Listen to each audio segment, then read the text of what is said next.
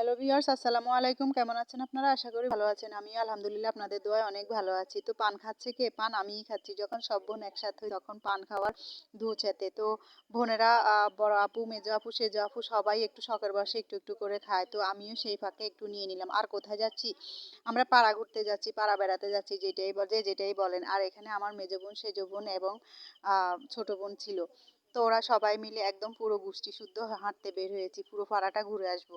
আর এটা হচ্ছে সেই ঐতিহাসিক দিঘি যেটা হচ্ছে আমাদের বাড়ির দিঘি, জুরার দিঘি বলে। এই দিঘিটাই ছিল আমার বাবার কাছে দীর্ঘ ৫ বছরের মতো।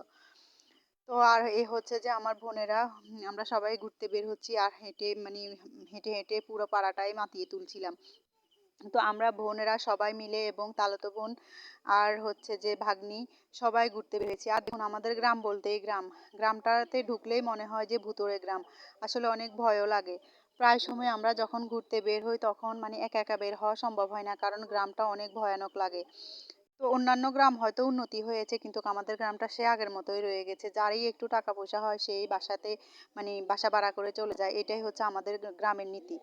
তার এই দেখুন এটা হচ্ছে যে আমাদের আগের পিছনের রাস্তাটা পুরাতন রাস্তা, যেটা দিয়ে আমরা আগে চলাচল করতাম। তো সেখান দিয়ে আমরা ঘুরে একদম ২-৩ বাড়ি ঘুরে চলে আসব।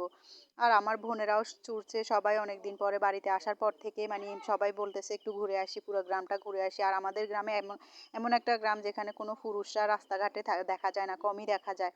মানুষজন অত বেশি নাই। তো সেই জন্য আমরা সবাই বের হয়ে গেলাম গ্রামে ঘুরতে। তো অনেকে হয়তো প্রশ্ন করবেন এত এত দূরে যাচ্ছি কিংবা খারাপ লাগতেছে না? না, আমরা এই এক রাস্তা দিয়ে বের হচ্ছি, আরেক রাস্তা দিয়ে ঢুকবো। আর আমাদের বাড়িতে ঢোকার জন্য অনেক রাস্তা হয়। তো এই যে দেখুন সব বোন বের হয়েছি, আর বোনের ছেলেরা মেয়েরা কিছু কিছু ছোটদেরকে নিয়ে নিয়েছি, আর বড়রা বাড়িতে রয়ে গেছে। তো আমরা এই যে আমাদের পিছনের রাস্তা ঘুরে অন্য একটা রাস্তা দিয়ে ঘুরে আবার বাড়িতে ঢুকবো। তো এটা হচ্ছে যে আম, আমাদের পিছনের রাস্তার আরেকটা মসজিদে যাওয়ার জন্য একটা রাস্তা। তো আমরা এখানে আরেক একলা একটা বাড়িতে গেলাম, এখানে ডিম বিক্রি করা হয়, ওইখানে ডিমের জন্য গিয়েছিলাম। হাঁসের ডিম, আর আমাদের আশেপাশে কোথাও হাঁসের ডিম পাওয়া যায় না। ওই বাড়িতে ওনারা হাঁস পালে অনেকগুলো, একলা বাড়ির কারণে হাঁস পালার সুযোগটাও পাওয়া যায়, সেই জন্য হাঁস পালে ওখানে হাঁসের ডিম পাওয়া যায়। আমরা সব বোন ওখানে গিয়েছি হাঁসের ডিম কেনার জন্য। সবাই বাসাতে থাকি, কেউ হাঁসের ডিম তেমন একটা দেশীয় ডিম চোখে দেখি না, সেই জন্য ওখানে গিয়েছিলাম হাঁসের ডিমের জন্য। তো দেখুন ওখান থেকে ওদের হাঁস মুরগিগুলো আমি দেখছিলাম। গ্রামের দৃশ্য আসলেই সুন্দর। তো ওখান থেকে বের হয়ে একটা খামার বাড়িতে গেলাম। ওই খামার বাড়িটা খুবই ভয়ানক ছিল। এখানে আমার একটা ফুফু নিজের গায়ে নিজে আগুন দিয়ে মারা গেছে। সেই থেকে নাকি ওনার আত্মা এখানে ঘোরাফেরা করে। অনেকের সাথে দেখা হয়েছে, অনেকেই দেখেছে। তো সেই জন্য ওখানে দিনের বেলাও আগে কেউ যাইতে সাহস করতো না। আর এখন দেখুন ওই জায়গার মালিক এখন ঘর করে থাকতেছে। আসলে বিষয়টা এরকম না, উনি অনেক সাহসী লোক, সেই জন্যই হয়তো থাকতে পারছে। এখানে দিনের বেলায় অনেকেই যাইতে চাইতো না, রাত্রে থাক দূরের কথা। ওর আত্মা নাকি সব সময় ঘুরপার করতো। আর দুপুর বেলায় বেশি এবং রাত্রের বেলায়। তো রাতে তো কেউ ওখানে ধারের কাছেও যাইতে পারতো না, এমন এক অবস্থা। তো খুবই খারাপ জায়গা আমরা মনে করতাম, কিন্তু এখন বসবাসরত অবস্থায় নাকি কোনো কিছুই থাকে না। তো এখন উনি বসবাস করতেছে, সেই হিসেবে আমরা ঘুরতে গিয়েছিলাম। তো এটা হচ্ছে যে আমাদের পুকুরের অপোজিট দিয়ে আমরা ঘুরে যাচ্ছিলাম সব বোন। দেখুন কতটা ভয়ানক জায়গা, কতটা ভুতুড়ে জায়গা। সরাসরি দেখলে বোঝা যাবে এই জায়গাটা কতটা ভয়ানক। সেই জন্য আমরা কেউই এই জায়গাটাতে একা একা আসি না। আসলেই গা চমচম করে উঠে, এতটা ভয়ানক জায়গা। চারপাশে শুধু জঙ্গল, বাঁশ গাছ এবং বাগানে ভরপুর। তো এই যে দেখুন বাগানের ফাঁকে ফাঁকে আমরা রাস্তার তো এই যে দেখুন ভুতুড়ে বাগান দিয়ে সবাই হেঁটে যাচ্ছিলাম।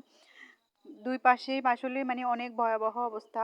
তো আমরা সচরাচর ছোট বাচ্চা নিয়ে ওইখান দিয়ে যাওয়া আসা কম করি। তো আজকে হয়তো সব বোন একসাথে হওয়াতে বাচ্চাদেরকেও নিয়ে চললাম। তো এরপরে যেতে যেতে আমার বোনের হাতে অনেকগুলো ডিমও পেয়েছি ওখান থেকে। আমার এক বোনের হাতে ডিমগুলো ছিল, আর আমরা সবাই পিছন দিকে হেঁটে হেঁটে যাচ্ছিলাম আমার ভাগ্নি সহ। তো এরপরে যাচ্ছিলাম ছোট বোনের শ্বশুর বাড়ির আশেপাশে দিয়ে ঘুরে টুরে আসবো। আবার আমার ছোট বোনের শ্বশুর বাড়ি পাশেই ছিল, তো ওই হিসেবে ছোট বোনের শ্বশুর বাড়িতে ওদের বাড়ির পাশেই যাব। গিয়ে ওখান দিয়ে ওদের বাড়ির রাস্তা দিয়ে চলে আসব। তো ওই হিসেব করে উল্টো দিকে যাচ্ছিলাম।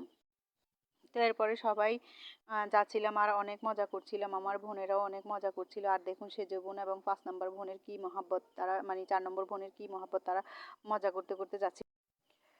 তো এটা হচ্ছে যে নতুন একটা বিল্ডিং বাগানের ভিতরে করা হয়েছে। নোয়াখালী বলতেই বাগান ভুতুরে এলাকা, এরকমটাই মনে হয়। তো দেখুন আমরা যাচ্ছিলাম ছোট বোনের শ্বশুর বাড়ির দিকে। আর ছোট বোনের শ্বশুরের ঘরে ঢুকবো না, জাস্ট ওদের বাড়ির পাশ দিয়ে হেঁটে চলে আসছিলাম। তো এরপরে হচ্ছে যে ওদের বাড়ি থেকে বের হয়ে যখন যাচ্ছিলাম তখনকার দৃশ্য এটা। যেহেতু ঘরে ঢুকি নাই তাই আপনাদেরকে দেখানো হয় নাই আর শেয়ারও করা হয় নাই ছোট বোনের শ্বশুর বাড়িটা। আমরা ঘরের পাশ দিয়ে হেঁটে চলে এসেছি। আর এটা হচ্ছে যে আমাদের ঐতিহাসিক মানে রাস্তা, এই রাস্তা দিয়েই আমাদের মানে আশেপাশের বাজারগুলোতে যাওয়া হয়। তো ওই রাস্তা ঘুরে আমাদের সামনের রাস্তা দিয়ে আমরা ঢুকবো, আমার বাবার নিজের রাস্তা দিয়ে ঢুকতেছিলাম। তো এই যে দেখুন আমার বড় বোনের মেয়ে এখনো মানে ছোটদের মতো চলাফেরা করে, এখনো মজা করে আগের মতোই। তো সে মনে হয় যে বিয়েই হয় না, তার একটা বাচ্চা আছে, কেউ দেখলে বোঝাই যাবে না যে তার একটা বাচ্চা আছে। তো খুবই মানে খুবই দুষ্ট প্রকৃতির মেয়ে মানে সে। তো আজ এই পর্যন্তই। যদি আপনার আমার ভিডিও আপনাদের কাছে ভালো লেগে থাকে প্লিজ আমার চ্যানেলটা সাবস্ক্রাইব করবেন আর ভালো থাকবেন, সুস্থ থাকবেন। আল্লাহ হাফেজ।